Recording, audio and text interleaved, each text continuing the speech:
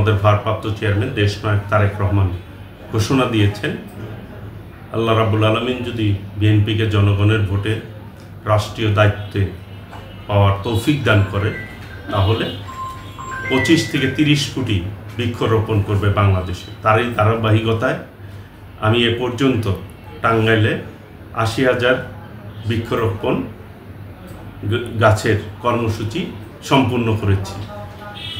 আজকে তাল গাছ লাগানোর কর্মসূচি হাতে নিয়েছি। আমি প্রত্যেক স্কুল, মসজিদ, মাদ্রাসাতে এই তাল গাছটি আমি রোপণ করব, লাগাবো। তাল গাছ হচ্ছে বজ্রপাত থেকে মানুষকে রক্ষা করে। বিগত কিছুদিন ধরে এই বজ্রপাতে টাঙ্গাইলে প্রায় 11 জন মানুষের প্রাণহানি হয়েছে। সেই দিক বিবেচনা করে আমি এই টাঙ্গাইল সদরে প্রায় 700 তাল গাছের চারা আমি রোপণ করার সিদ্ধান্ত নিয়েছি।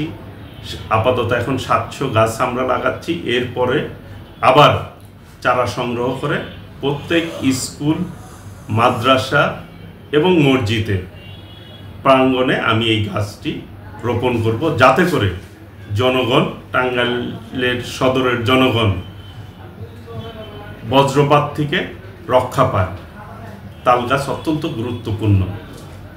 এর আগে কিন্তু টাঙ্গাইলে অনেক তাল গাছ ছিল, ইদানিং কিন্তু লক্ষ্য করা যায় না, তাল গাছের নেই, প্রায় নিঃশেষ হয়ে গেছে। সেই পরিবেশের ভারসাম্য রক্ষার্থে মানুষের বজ্রপাত থেকে যাতে মানুষ রক্ষা পায়, সেই জন্যই আমি এই কর্মসূচি হাতে নিয়েছি।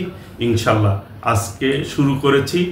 আমি আমাদের নেতাকর্মীদের সাথে নিয়ে এই তাল গাছটি আমি রোপণ করব এবং এটি আমি সম্পূর্ণ করব ইনশাল্লাহ।